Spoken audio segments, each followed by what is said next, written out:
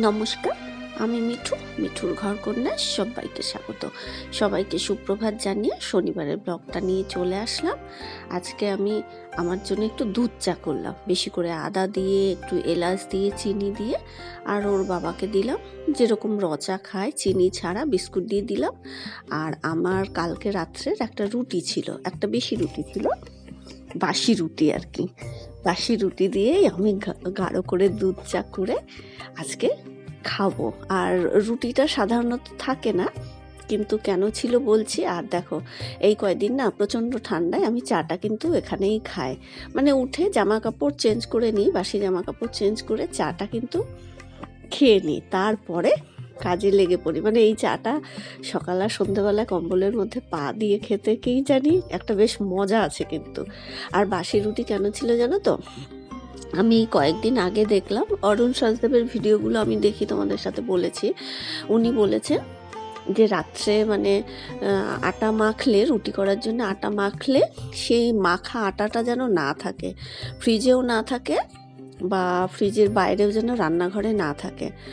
এবার কি হয়, দু একদিন কিন্তু একটু আধটু বেশি হয়েই যায়। এবার কালকে ওরকম একটুখানি বেশি হয়ে গেছিলো, আমি রুটিটা করে রেখেছিলাম। উনি এটা বলেছিলেন আটাটা না রাখতে, কিন্তু একটা যদি বেশি থাকে, দুটো বেশি থাকে রুটির গোলা, তাহলে রুটি করে রাখতে। যে অনেক সময় তো হয় আমরা কুকুর বেড়াল কাক টাককে খাইয়ে দিই, উনি সেটাই বলেছেন যদি বেশি থাকে বাসি রুটিটা পরের দিন খেয়ে নিন, বা বেড়াল কুকুর কাককে দিয়ে দিন, কিন্তু আটা মাখাটা ফ্রিজে রাখবেন না বা ঘরে রাখবেন না। সেই মতোই না আমি এখন মাপে মাপেই করি। এবার কি হয়, একটুখানি হয়তো ভাত থাকে, তাতে হয়তো একটু আধটু বেশি কিন্তু দু একদিন হয়ে যায়। না হলে আমি যা আটা মাখি পুরো 6টার মাপেই হয় রুটির। কিন্তু যেদিনকে ভাত থেকে যায়, হয়তো 4টে রুটি করলাম, ওদের জন্যে আমি একটুখানি ভাত খেয়ে নিলাম, আর অনেক দিন তো আমি খাইও না, ওদের মতন 4টে রুটিই করে দিই। এবার ওই রুটিটায় কালকে একটা বেশি ছিল, সেটা আমি সকালে চা দিয়ে খেলাম। বহু বছর পর খেলাম বাসি রুটি। আগে খুব খেতাম, খুব ভালো লাগতো। মানে ওরকম রুটিটাকে ওরকম রোল করে বেশি করে গাঢ় করে দুধ দিয়ে চিনি দিয়ে খেতে খুব ভালো লাগতো।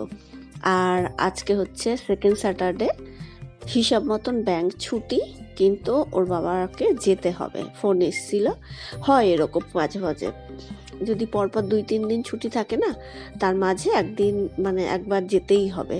তা আজকে যাবে, যে কারণে ঝটপট করে দুটো রুটি আর বেগুন ভাজা করে ওর বাবাকে দিয়ে দিলাম। আর আমাদের রুটিটা এখনও করিনি। আমি তো একটা সকালে বাসি রুটিটা চা দিয়ে খেলাম, যে কারণে আমি পরে আর একটা খাবো, আমি দুটো খাবো না।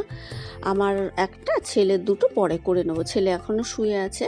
এরপর দেখো, কালকে সবজি নিয়েছিলাম, সবজিগুলো আর তোলা হয়নি, তা এখন সেগুলোকে বেছে ফ্রিজে ভরে রাখছি। মনে হয় শীতকালে তো যে সবজি নিয়েছি বাইরেই থাক, তা কিন্তু না। কিছু কিছু সবজি জানো তো নষ্ট হয়ে যায়। যে ব্রকলিটাই দেখো, কালকে যখন নিয়েছি সবুজ ছিল, ও মাতা এখন দেখছি সামান্য হলুদ হলুদ হয়ে গেছে। তারপরে বেতো শাকটা টাটকা ছিল, কিন্তু এটা যদি আজকে না করি না, কালকেই নষ্ট হয়ে যাবে। আর বিনসগুলোও দেখছি কয়েকটা কেমন, আগাগুলো কেমন একটুখানি পচা পচা হয়ে যাচ্ছে। কি হয় না, কি বলো তো, বেগুন হয় না, গাজর হয় না, বিট হয় না, এই দেখো বিনসগুলো আগাগুলো কেমন নষ্ট হয়ে যাচ্ছে। ওই জন্যে সব বেছে বুঝে যেগুলো আজকে করব, বাদবাকিগুলো ফ্রিজেই ভরে রাখছি। না হলে বাইরে থাকলেও কিছু কিছু সবজি কিন্তু খারাপ হয়ে যায় এই শীতকালেও। এরপর বেতো শাকটা খোলার পরেই দেখছি কিছু কিছু জায়গায় এরকম কালো কালো পচা পচা হয়ে গেছে, সেইগুলো আমি বাদ দিয়ে বাকি যে শাকটা আছে সেটাই আমি বেছে নিচ্ছি। আর এই বছর আমি প্রথম বেতো শাক নিলাম, বাড়ির উপরে তো পাই না, তবু সেদিনকে পেয়েছিলাম। আর আমার ভীষণ ভালো লাগে, আবার আমার হাজব্যান্ডেরও ভীষণ পছন্দের বেতো শাক। আর এর মধ্যে যদি একটু চিংড়ি মাছ দেওয়া হয় না, কুচো চিংড়ি, দারুণ লাগে। তা আজকে তো শনিবার, এরপরে একদিন বেতো শাক চিংড়ি মাছ দিয়ে আমি করে দেখাবো। এরপর শাকটাকে বেছে, বেতো শাক যদিও কাটার দরকার পড়ে না, সত্যি কথা বলতে কড়াইয়ে দিলেই একদম নরম হয়ে যায়, তবুও একটুখানি বড় বড় করে কেটে ধুয়ে রাখলাম। আর দিদির বাড়ি থেকে যে বেগুন এনেছিলাম, দিদির গাছের বেগুন দিয়েছিল ছোট ছোট, সেই দুটো বেগুন শাকে দেব, ওটাও বের করে রাখলাম। তারপর আজকে সকাল সকালই জামা কাপড় কাচা হয়ে গেছে, কিন্তু দেখেছো রোদ আসতে এখনও কত দেরি। মানে আমার এখানটায় রোদটা আসে এই 12টার কাছাকাছি সময়, 11:30টার পর, মানে 12টা থেকে মানে রোদটা একটু তেজ থাকে, 12টা থেকে ওই 1 ঘন্টা 1টা। এবার তার আগে কেচে দিলে ওই একটুখানি আসিয়ে যায়, কিন্তু মোটা হুডিগুলো সোয়েটারগুলো শুকায় না, এমনকি প্যান্টের গার্ডারগুলো পর্যন্ত শুকায় না, সেটাও দুদিনেই শুকাতে হয়। তা যাই হোক, সুবিধা অসুবিধা দুটোই থাকে, দুটোকেই মেনে নিতে হয়। এরপর কালকের যে জামা কাপড়গুলো শুকিয়েছিল, কিছু জামা কাপড় কয়েকটা ছিল, সেগুলোকে ভাঁজ করে আমি ভেতরে রেখে দিচ্ছি।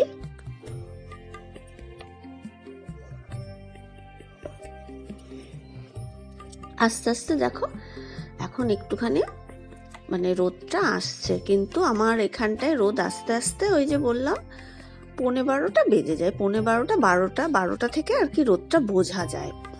আর যেহেতু বলি না পেছন দিকটা সব গাছপালা রয়েছে, যে কারণেই আমি রোদটা কম পাই। আবার দেখো শীতকাল তো অল্প সময়, বেশি দরকার কিন্তু ছায়া, যেটা আমি পাই। রোদটা শীতকালে অসুবিধা হয় আমার একটু, বিশেষ করে না এই একটু ডাল টাল এটা ওটা কিন্তু রোদে দিতে মানে রোদ দরকার পড়ে, সেটা আমি পাই না। তা যাই হোক, ওই চলছে। এরপর জামা কাপড়গুলো ভেতরে রেখে দুটো বিছানা চাদর বের করে নিচ্ছি। আমি আগেও বলেছি আমি সবসময় চেষ্টা করি দুটো খাটে একই রকম চাদর পাততে, কেন কে জানে আমার ভালো লাগে। তা মানে একই রকম মানে কালারটা একটু আলাদা হবে, প্রিন্টটা এক হবে, আবার অনেক সময় এক সেম কালার পেয়ে গেলেও আমি নিয়ে নিই। এরপর সব ঘরের সব ফার্নিচারগুলোই ডাস্টিং করে নিচ্ছি।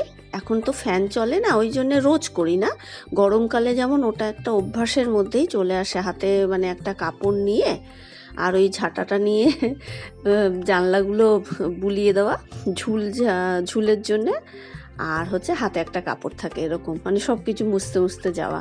কিন্তু শীতকালে না সেটা হয় না, যেহেতু ফ্যান চলে না, তো ওই 2-3 দিন বাদে বাদে করি, মানে সপ্তাহে 2-3 দিন করি শীতকালে। তা ওই সব ফার্নিচারগুলো ডাস্টিং করে চাদরটাকে চেঞ্জ করে দিলাম। আর যেহেতু আজকে কাচা হয়ে গেছে, চাদর 2 ঘরেই চেঞ্জ করে রেখে দেবো, কালকে কাচবো। আমি বলি না এখন আমি কি করি, একদিন বাদে বাদে মেশিনটা চালাই, কারণ যেগুলো কাচি সেগুলোই শুকিয়ে আমি মানে তুলতে পারি না। এবার পরের দিন কাচলে সেগুলো কোথায় মেলবার, রোদ তো ওইটুকুনি জায়গায় পাই আমি, সামনের ওই দড়িটায় ওইটুকু রোদ আসে, তা ওইটুকু দড়িতে আমি কটা জামা কাপড় দিতে পারি বলো, বাকি তো গ্যারেজে থাকে, সেগুলো ওই 2-3 দিন ধরেই শুকায়।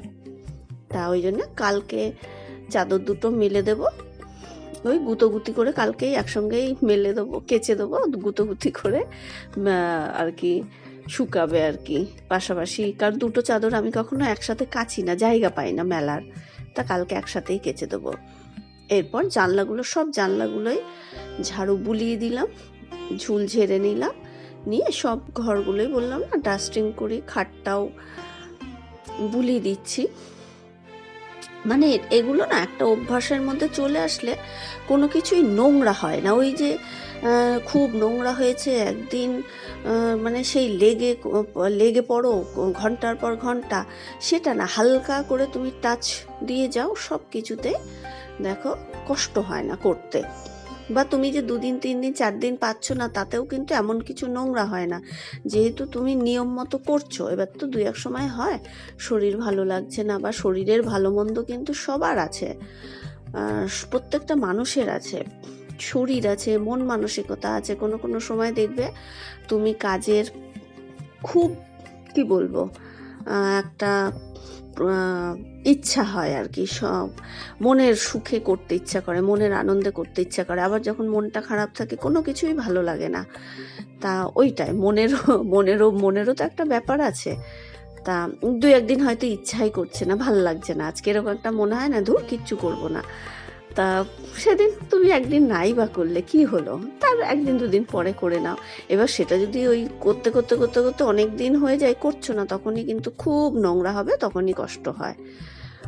এরপর এটাও হয়ে গেছে প্রায় সপ্তাহখানেক, আমি কলিন দিয়ে সপ্তাহে 1 দিন করে, মানে কলিনটা আমি সপ্তাহে 1 দিন করে নিয়ে যত এরকম কাজ আছে সব মুছতে থাকি। আর ডাস্টিংটা, এমনি ডাস্টিংটা তো সেটা ওই যে বললাম গরমকালে রোজ, এবার ওই যে আবার গরমকালে রোজ, কিন্তু কোনো কোনো দিন আবার খুব অসুবিধার কারণে হয়তো একদিন পারলাম না। তা উপরের কাচের ভেতরগুলোতে না আমি করতে পারি না, ওই উপরের বইগুলো ভীষণ মোটা মোটা, নিচেরগুলো ভেতরেও আমি হাত দিয়ে দিয়ে ভেতরগুলো পরিষ্কার করতে পারি। এরপর গাঁদা গাছগুলো না অনেক বড় হয়ে গেছিলো, এবার তো মাথাটা একটু ছেটে দিলে ওটা কি হয় বলো তো, ঝাঁকড়া হয়। তা সামনের বাড়ির দাদা দাঁড়িয়েছিলেন, ওনাকে দেখালাম, বলছি দাদা এবার কেটে দেবো? উনি বললেন হ্যাঁ হ্যাঁ এবার কেটে দাও। বললো আরও ছোটোতে কাটতে পারতে, আরও ঝাঁকড়া হতো। এবার আমি ভাবছি কি অত ছোটোতে কাটবো? তো দাদাই বললেন যে হ্যাঁ তুমি ছেটে দাও, এবার ঝাঁকড়া হবে। এরপর ছেলেকে বললাম তুই পুজোটা দিয়ে চান করে, ঠাকুরের বাসন মাজা ছিল, ঠাকুরের সামনেটাও মোছা ছিল, ও পুজোটা দিয়ে দিল। আর আমি চানটা করলাম, সামনে মাথাটুকুই ভেজালাম, পুরো চুল ভেজালাম না। এবার কি হয়, পুরো চুল ভেজাই না ঠিক আছে, কিন্তু সেই গোড়া অবধি ভিজেই যায় জানো তো।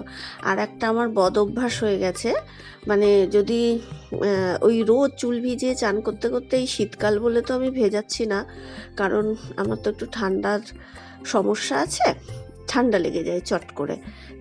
কিন্তু যদি আবার পরপর 2 দিন মাথা ভিজিয়ে চান না করি, পুরো চুল ভিজিয়ে, তাহলে আবার ঘুম আসে না জানো তো।